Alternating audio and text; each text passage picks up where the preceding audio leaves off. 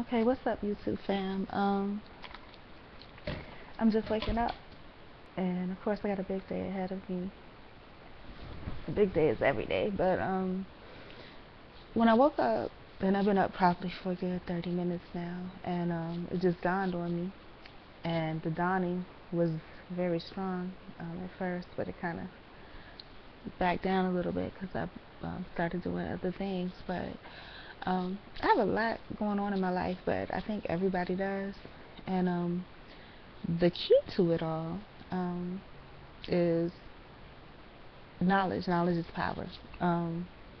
For me, my situation runs into the realm of people that really don't have a lot of people that really need to be independent and strong and focused and do things on their own. I don't have a lot of support system. Um, I believe in right and wrong. I have a strong, well, I'll say for the most part, I have a strong moral value system. I throw, like I said, a little bit of lesson there, just mentally every now and then. But the key to my success and my survival is just basically being aware. Being aware that the reality is that yes, I am alone, and yes, that if it is to be, really and truly, it's up to me. Where other people might have friends and family and, charm and charisma that'll kind of pull them out of situations to help them get through. All that I have is me. So even in the realm of me having someone to talk to about things, because for instance, for me being single, being Afrocentric, being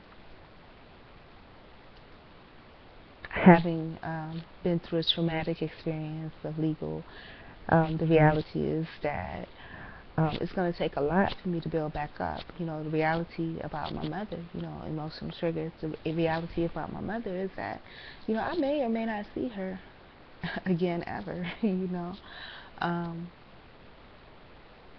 and I realized that was a trigger for me when, like I said, I had another channel, and I got locked out for some reason, so I'm on this one. And as I was going through some of my stuff on my channel, the suggestions that they recommend to you are based on things that you looked up or whatever.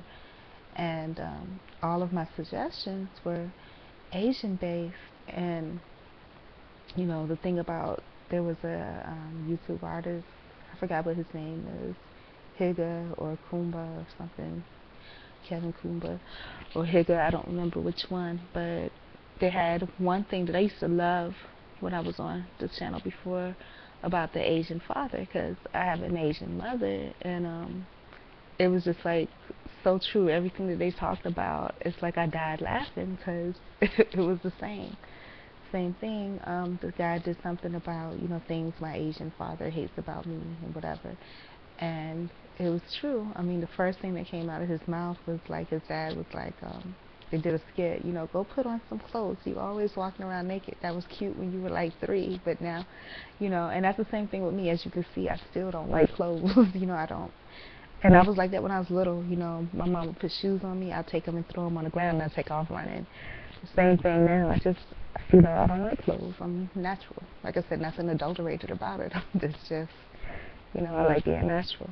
And then the other thing was about, I was trying, and I couldn't really watch any more of it. It was something about the way he ate, and the father was like, he was trying to eat his food, and the dad was just like, oh, you should eat really slowly or something about your bowel movements. And my mom used to do the same thing, and I'm like, I'm trying to eat, Morty, your bowel movements, and it's just, I remember all of that, and it breaks my heart because my mom, she took a lot of time to put a lot of love and care, into raising me, and it's disappointing to me, that I didn't turn out to be everything that she wanted, but And of course, with the stereotype, that is an Asian mom, and I was raised in the beginning Asian style, so it really hurts a lot not to have produced what she may have.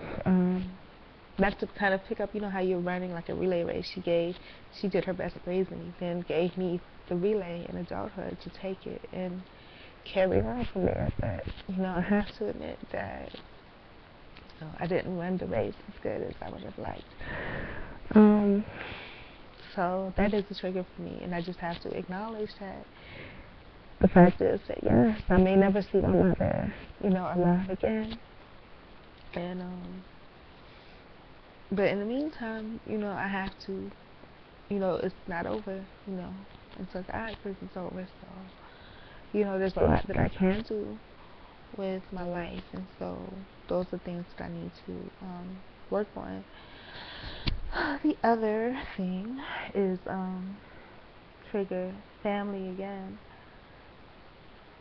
and that part of that was related to, my brother, because when I think about my brother, I think about love and family and my mom, but, and I'm going to write a poem about it because I think I need to get it out, but it's so negative. But with him,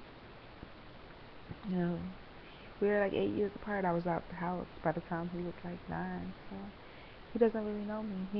He spent more time with his girlfriend than he has with me probably ever, so he doesn't know me, so he would be quicker to, defend or care about that person than he would me, which is kind of scary, but that's that.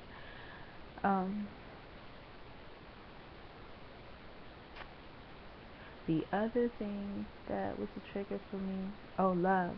In the society today, there is no love. I mean, literally, I was watching some YouTube videos the other day, and these guys were doing pickup lines for women, and they were pretty funny, but some of the stuff that they were saying to these women, I was like, oh my gosh, I can't believe these girls are actually giving them their phone numbers after some of the stuff that they were saying, whether they were joking or not, But our culture has changed. There's no such thing as love. And even when I look at myself, who, coming out, I was based on love. And I started learning not to love. And again, everybody's susceptible to conditioning and socialization because of the environment around them. If you don't have anybody to love, and the love that you give is like taken advantage of, kind of like City of Angels, then you start to learn that perhaps those are things you should keep to yourself. So I really wanted to be dressed like before I did this video, but I needed to go ahead and record it before it left my mind.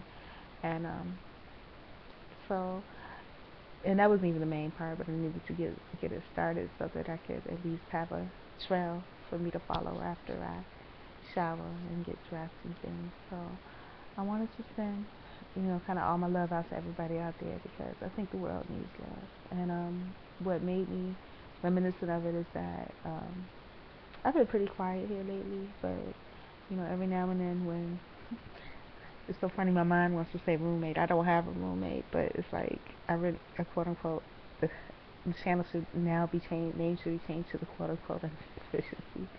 But I read an efficiency, and like I said, it's connected to anyhow. Basically, I don't even talk about it. It, I thought it was if they were advertising efficiency, sold it as an efficiency. But basically, what I'm saying is I'm a quiet person for the most part. But then the person for the holidays, I guess they had their theater system going or whatever. So I had to kind of counteract that because I'm sure it was fun and entertaining on their side, but on my side, all I hear was boom, boom, boom, boom, boom. So I had to kind of get my music going. And because of recent events in the church I was visiting, I really didn't want to hear any gospel music. So I did my R&B and neo soul, and it brought back those feelings of love inside of me. And I realized, wow, all of that's missing. In 10 years, they've completely stripped the world of love. And when I was coming up, it was farther away then, and now it's even farther now. It's really sad. So anyways, I'm gonna get ready. It's about 5 in the morning. I gotta take a shower and I gotta be out of here like 7. Do my little vlog thing. Get my crock pot chicken noodle soup on, which I didn't realize chicken is so oily. And my throat is hurting. I hope I didn't like put my finger in my mouth and get like strep throat or some kind of fungus. I don't know. Anyways, peace out.